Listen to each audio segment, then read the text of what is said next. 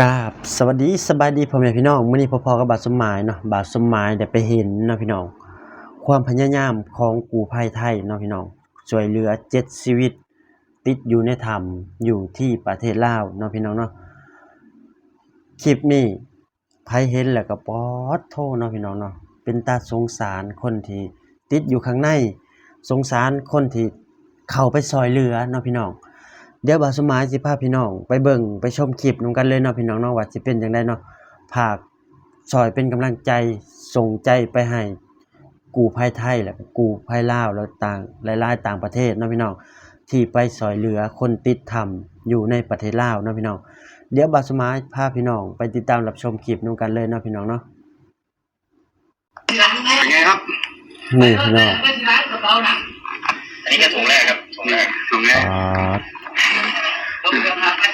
นี่คนนึงนี่ครั้งนี้ภารกิจนี้แม่งความเหนื่อยมันต้องลากถังลากอุปกรณ์ต่างๆเข้ามา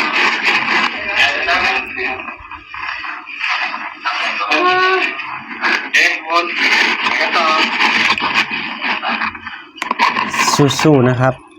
ส่งกำลังใจให้พี่ๆทุกท่านนะครับโอ้โหดูเยอะเหรอหรือไงก็มีเยอะรูเล็กแค่นิดเดียวเองเนาะไม่เยอะแล้วเปล่าปากเลยพูดเลยก็ได้แล้วผมต้องลากอะไรไปหรือเปล่าก็ผมต้องลากอะไรไปหรือเปล่า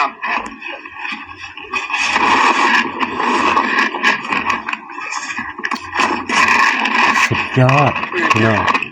ข้าวกล่องไปสุดยอดเลยเนาะ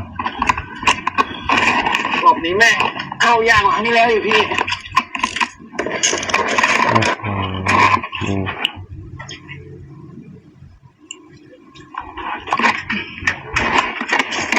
ความกว้างของรูนี่ประมาณ60เซนนะครับพี่น้อง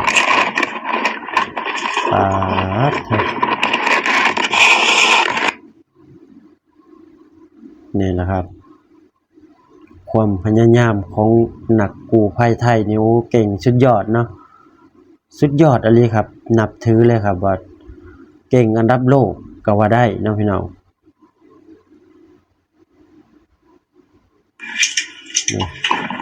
ดูพี่น้องดูรูเลยโอ้โหเนี่ยรูแค่นี้คิดเอาดูดิ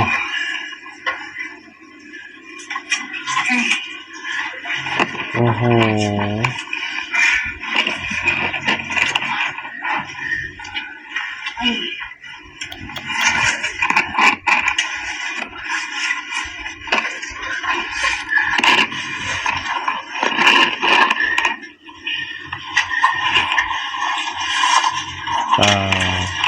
รูเล็กแค่นิดเดียวนะ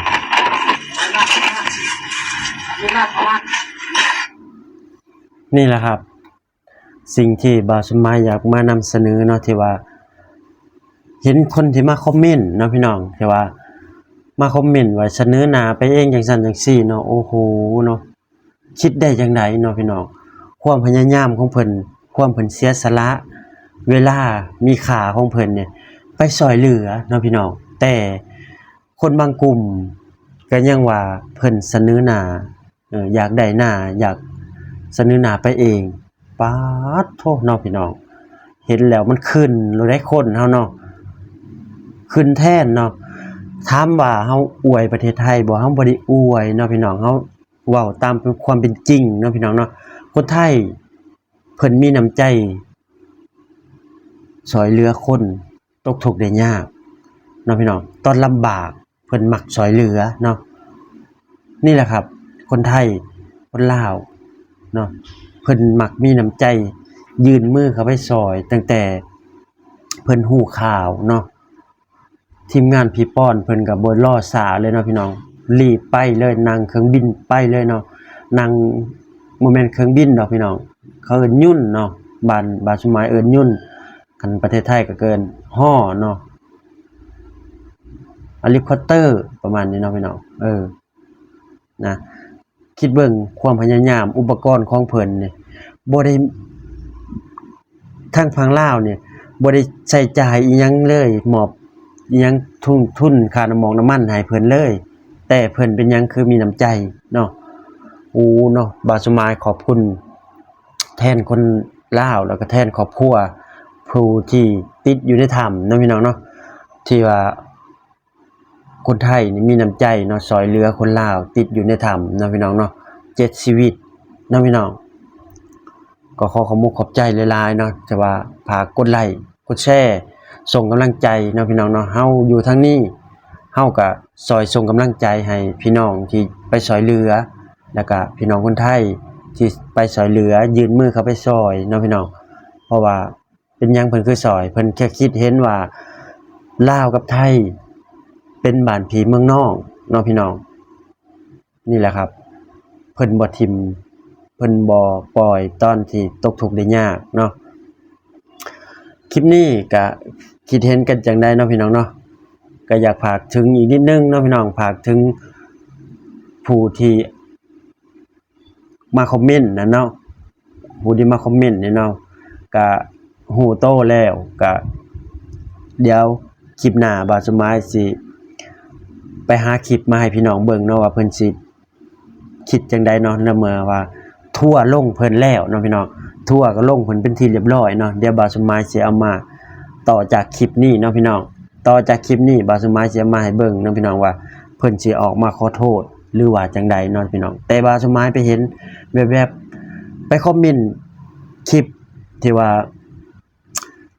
คนที่ว่ารุ่นอ้ายเนาะรุ่นพี่บ่าวสมายนี่เนาะเพิ่นเอาครอบครัวของเพิ่นมาเที่ยวประเทศไทยก็ไปคอมเมนต์ว่าเพิ่นเนาะนี่แหละคนเดียวกันนี่พี่น้องนะฝากพี่น้องกดไลค์กดแชร์กดติดตามเนาะพี่น้องเนาะขอขอบใจพี่น้องฝั่งไทยฝั่งลาวอยู่ไสก็แล้วแต่เนาะพี่น้องที่ส่งกำลังใจให้กับทีมงานกู้ภัยนักประดาน้ำเนาะพี่น้องช่วยเหลือ7ชีวิตติดอยู่ในถ้ำอยู่ที่ประเทศลาวเนาะพี่น้องคลิปนี้บ่าวสมายสิได้จบคลิปไปเพียงส่ำนี้เนาะพี่น้องขอกล่าวคำว่าสบายดีและสวัสดีครับผม